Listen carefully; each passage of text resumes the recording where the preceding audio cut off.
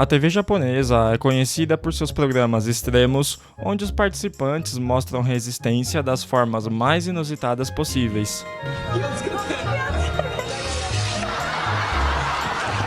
Imagine ligar a TV num domingo à tarde e ver um homem por mais de um ano completamente pelado, trancado sozinho num quarto minúsculo, sem comida, sem contato humano, sem nada, apenas com um telefone e pilhas de revistas, sendo tratado como piada nacional. E pior, ele só pode sobreviver de um jeito, ganhando os sorteios. Se não ganhar, ele passa fome, continua preso e não vive. Esse foi o experimento que explodiu a audiência na TV japonesa e, ao mesmo tempo, destruiu a saúde mental do participante de um jeito que não há mais como voltar atrás. Hoje eu vou te mostrar quem foi o participante escolhido para este experimento que passou dos limites, como ele foi enganado e manipulado durante todo o programa e até mesmo os problemas psicológicos que ele adquiriu enquanto participava do programa. Aqui é o Arquivo Japão e sejam bem-vindos a mais um vídeo. Tomoaki Hamatsu foi o homem por trás desse experimento. Ele nasceu em Fukushima no dia 3 de agosto de 1975 e teve uma infância bastante difícil. Desde cedo sofria bullying por causa do seu rosto considerado diferente. Na escola, as outras crianças riam dele, diziam que tinha um rosto estranho, até que ele ganhou o apelido de Nasubi, que em japonês significa berinjela, um nome que, ironicamente, o acompanha até hoje. Tentando escapar do bullying, Nasubi percebeu algo importante. A única forma de se proteger era fazer os outros rirem, e foi aí que ele entendeu que o seu rosto diferente podia deixar de ser um problema e se tornar uma vantagem. Alguns anos depois, ele tomou uma decisão arriscada, deixou Fukushima e foi para Tóquio com o objetivo de entrar na indústria do entretenimento, mesmo com seus pais sendo totalmente contra essa ideia.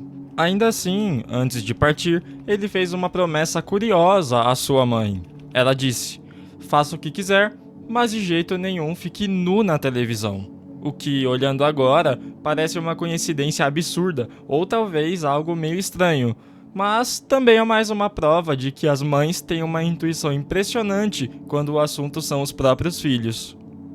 Pouco tempo depois, ao chegar em Tóquio, Nasubi foi escolhido em um sorteio para participar de um programa chamado Denpa Shounen, Uma Vida de Prêmios, um reality show que prometia testar os limites dos participantes em troca de fama instantânea. O programa era vendido como a chance perfeita para qualquer anônimo virar celebridade da noite para o dia, mas, na prática, acabou se tornando um dos programas mais brutais e antiéticos já exibidos na televisão japonesa.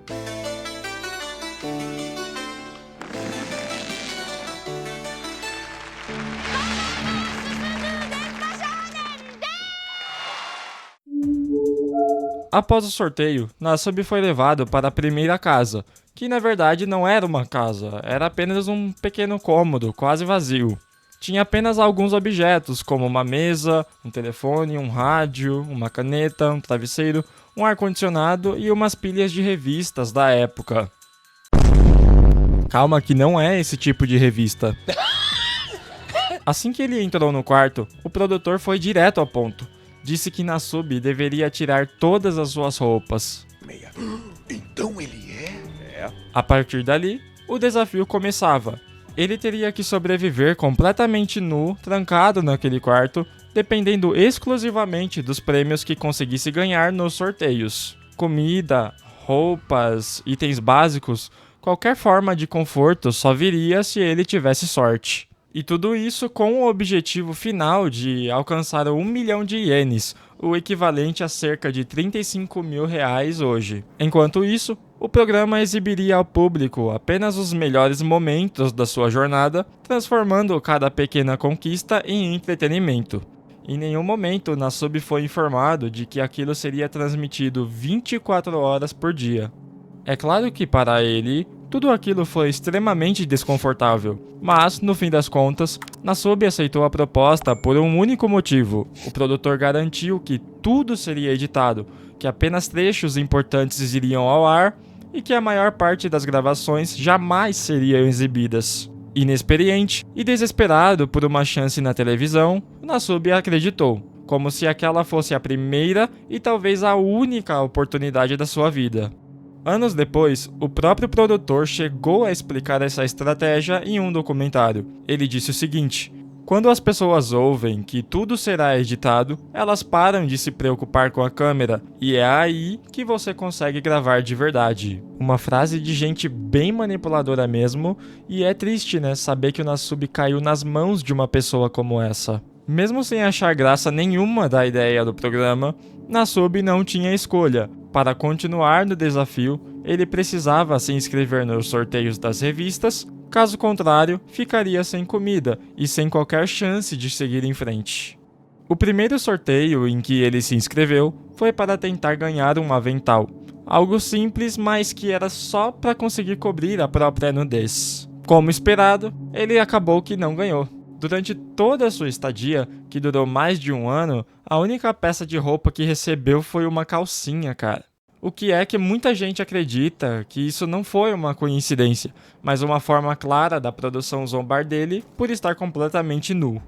Nos primeiros 10 dias, Nasub já havia se inscrito em 963 sorteios, sem ganhar absolutamente nada. Para não morrer de fome, ele se alimentava apenas de alguns biscoitos fornecidos pela produção, e é claro que isso nunca foi mostrado ao público a não ser anos depois. Com fome extrema e nenhuma vitória, alguém finalmente bate na porta do quarto. Pela primeira vez, parecia que Nasub tinha ganhado algum prêmio. Mas, ao abrir a porta, a realidade foi outra. Era apenas uma caixa de lamen, supostamente entregue no endereço errado. ラーメン何ですか？野菜炒めはい。全部で1700円になります。いや、お金ないですよ。いや、頼んでないですよ。すいません、間違えました。 Esse episódio levanta a suspeita de que a produção, mais uma vez, estivesse provocando Nasub. Mas é claro, isso permanece apenas uma teoria. No dia 17 de sua estadia, depois de uma sequência absurda de azar, Nasub finalmente ganhou seu primeiro prêmio. Não era muita coisa e definitivamente não era suficiente, eram apenas algumas barras de gelatina de fibra, o que para qualquer pessoa comum não significaria nada, mas naquele momento era tudo o que ele tinha.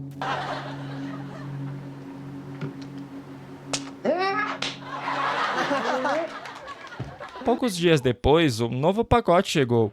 Dessa vez, era um saco de arroz. À primeira vista, parecia sorte, mas logo ficou claro que não era, pois Nasub não tinha quase nada para cozinhar. Ele tinha apenas um fogão e alguns fósforos. Em desespero, ele tentou comer o arroz cru, só que é óbvio que não dava. Sozinho, naquele quarto vazio, Nasub começou a pensar em como poderia cozinhar o arroz sem ter praticamente nada. Alguns dias antes, ele havia ganhado aquelas barras de gelatina. As embalagens vazias ainda estavam ali. A primeira tentativa foi simples: colocar o arroz dentro da embalagem, adicionar água quente e esperar, só para ver se o arroz cozinhava ou acontecia alguma coisa de diferente. Só que não funcionou. Então, ele tentou de novo. Dessa vez, colocou o arroz novamente na embalagem e deixou bem ao lado do fogo por algumas horas, testando se apenas o calor seria o suficiente para cozinhar. E o resultado desse experimento...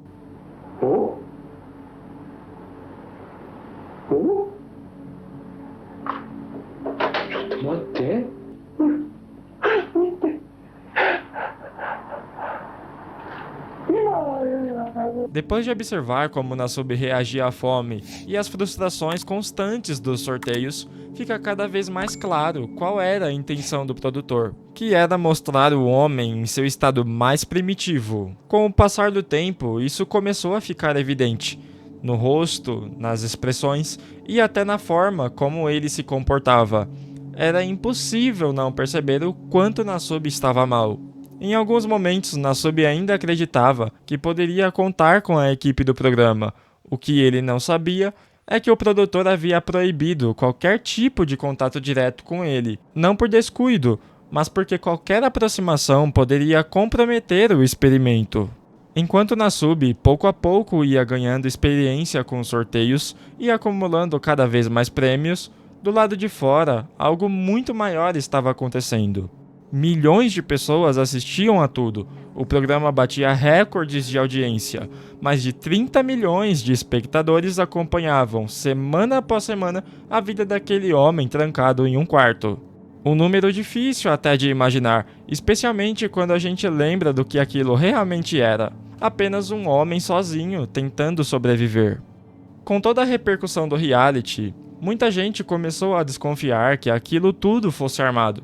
O que fez o produtor imediatamente dar uma resposta absurda para essas pessoas. Para provar que nada era fake, ele tomou uma decisão radical: transmitir tudo ao vivo. E claro, sem o consentimento do Nasubi. Foi criado um site onde qualquer pessoa com acesso à internet podia assistir o Nasubi 24 horas por dia em tempo real.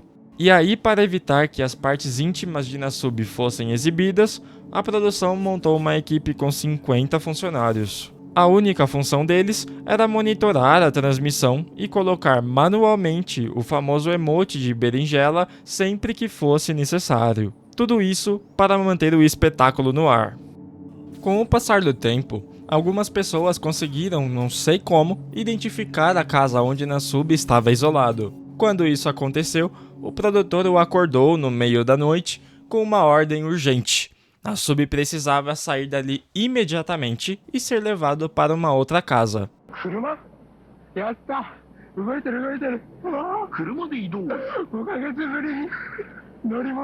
Com o passar do tempo, depois de enfrentar inúmeras dificuldades, Nasubi começou aos poucos a ficando melhor nos sorteios, até que finalmente ele alcançou a meta de 1 milhão de ienes em prêmios. 100万になったってことですか?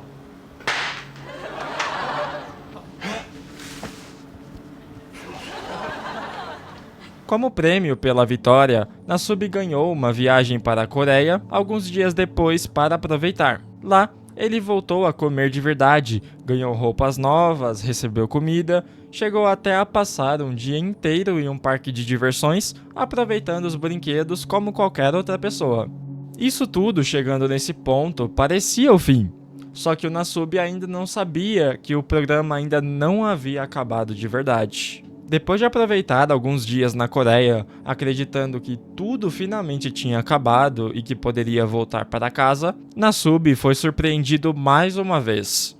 Ainda em território coreano, ele foi vendado pela produção e levado para um outro quarto. Aquele momento marcou o auge do seu desespero. Com o programa explodindo em audiência, eles simplesmente não podiam encerrar tudo ali. Ao chegar ao novo quarto, Nasubi percebeu algo familiar. O ambiente era praticamente igual aos anteriores, a única diferença era um simples dicionário de coreano.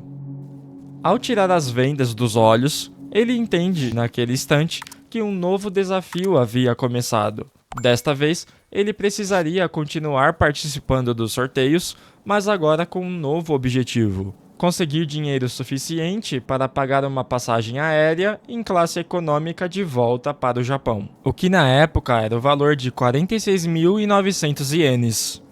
Esse período na Coreia foi um dos mais pesados de toda a vida de Nasubi. Ele tinha pouquíssima comida e não falava absolutamente nada de coreano. O choque psicológico foi tão grande que, no documentário, o próprio Nasubi relata que pensou diversas vezes que a morte seria a única forma de escapar daquela situação. Ainda assim, o primeiro passo foi sobreviver, aprender o básico de coreano e voltar aos sorteios. Com a experiência que já tinha adquirido no Japão, Nasubi começou a ganhar prêmios até que rapidamente. Sem nem perceber, ele alcançou o valor necessário para comprar a passagem de volta para o Japão. Mas o programa não podia acabar tão cedo. A produção decidiu mudar a meta e, em vez de uma passagem em classe econômica, agora o objetivo seria uma passagem de primeira classe. O valor saltou de 46.900 ienes para 81.600 ienes. Com mais um pouco de tempo, Nasubi conseguiu atingir a nova meta. Foi então que o produtor viajou para encontrá-lo na Coreia. Para Nasubi, que antes enxergava o produtor quase como um deus, aquele reencontro foi como olhar diretamente para o diabo. Com muito medo de que aquele ciclo de quartos e desafios nunca tivessem fim, Nasubi foi vendado mais uma vez e levado, dessa vez, claro, de volta ao Japão. Ele não fazia ideia do que estava prestes a acontecer. Ao chegar ao local, Nasubi olhou ao redor e viu algo familiar. Apenas mais um quarto comum, mas havia algo de errado. Esse quarto não ficava em uma casa. Ele havia sido construído bem no meio do palco onde o programa Denpa Shounen era gravado. E agora, sem Nasubi saber, havia centenas de pessoas na plateia o assistindo. Tudo isso transmitido ao vivo. Ao retirar as vendas dos olhos, com o psicológico já completamente abalado, Nasubi ouviu mais uma ordem da produção. Ele deveria tirar todas as suas roupas de novo, cara. Assim que Nasubi tirou as roupas, começou uma contagem regressiva. Então, de repente, as paredes daquele quarto falso foram derrubadas e agora eu deixo com vocês a reação dele.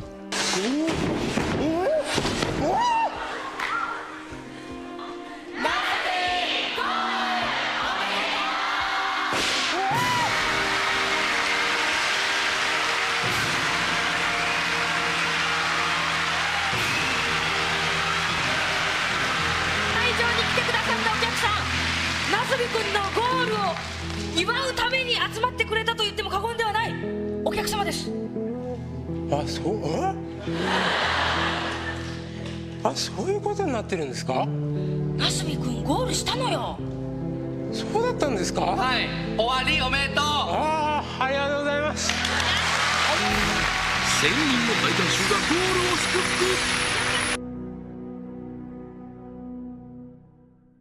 てしてやられましたね。Depois de tudo isso, o que você acha desse tipo de programa? Deixa aí nos comentários. E se esse vídeo te fez refletir, o like ajuda mais do que você imagina. E também me ajuda a chegar mais perto do meu sonho de ir para o Japão. Se inscreva no canal e a gente se vê no próximo vídeo. Valeu!